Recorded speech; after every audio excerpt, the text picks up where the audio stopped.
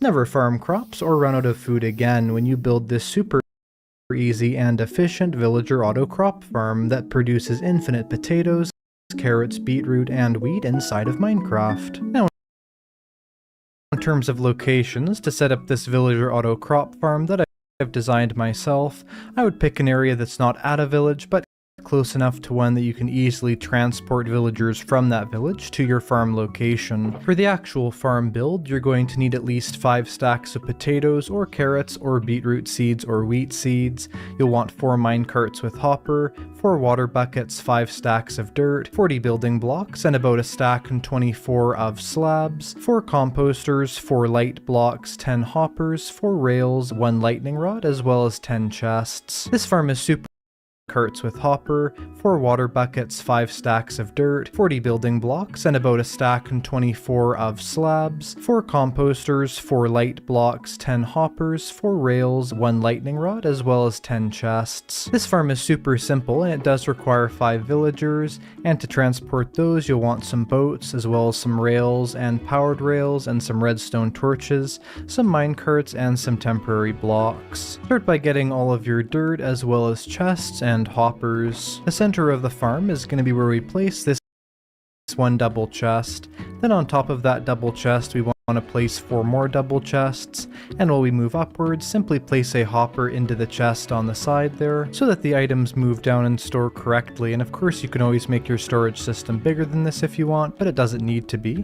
Now into this top hopper, place a hopper going downwards and a hopper in each one of the sides to make a plus shape of hoppers where they all funnel into the main system. Then place a dirt block in each one of the corners, and from this corner we want to go out 9 blocks total. So it's 9 blocks this direction, then turn and go 2, 3, 4, 5, 6, 7, 8, 9, and do the same thing on every other side to make 4 9x9 squares. Now that these squares are here, you want to fill them all the way in, except you do want to leave the central block to be empty, as that's where the water source for each one of these farms is going to go. And that should use exactly all of our dirt blocks. Now take your 4 water buckets, or this technically could just be 1 water bucket and an infinite water source, 5 stacks of potatoes, the building blocks, as well as composter and shroom light. And for each water source, place down a mangrove slab, then water, then a composter, and a shroom light on top of the composter. Just be careful to press shift when you're placing that shroom light on the composter, because you can actually compost shroom lights if you're not careful. And of course you don't necessarily have to use shroom lights, just some sort of light block. Technically even a solid block on top of here with torches around it would work, it just wouldn't look very good. Get out a hoe and till every single dirt block in the entire build, as all of this will be farmlands that the villagers will be working on.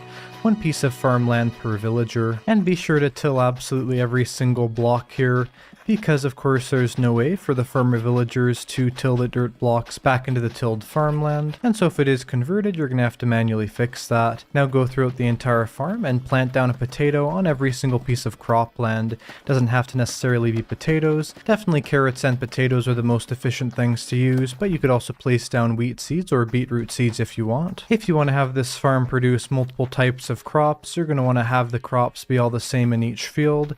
So for instance, you could have one field be potatoes, one field be beetroot, one be wheat, and one be carrots, but you would not want to have a field be a mix of wheat and carrots, just because then each villager only has one type of crop in their inventory, which makes everything a lot simpler and easier to deal with. And now all the farms are planted. Now we need to divide all of these different fields so that the villagers do not interact with each other, only with the villager in the center. We're going to place down a slab on each of the corners here like this, and on top of that place 2 mangrove planks, and from those planks build outwards each direction so that you're 1 block from the edge just like this. This will stop the villagers from trying to breed with each other, or even just from wasting time doing interactions, as this makes them only be able to either interact with the villager that they're giving the food to, or to do their farming.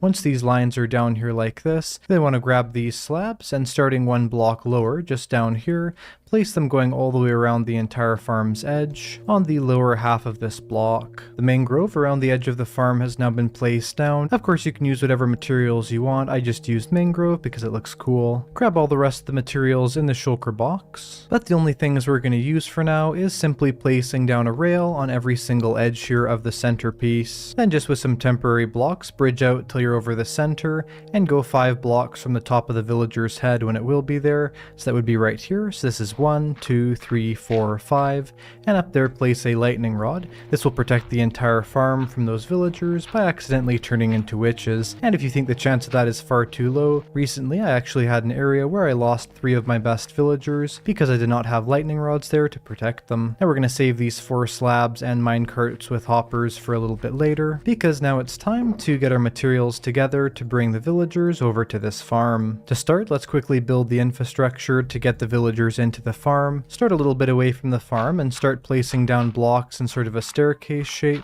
Then make that dirt just go over the edge, looking into one of these sections here.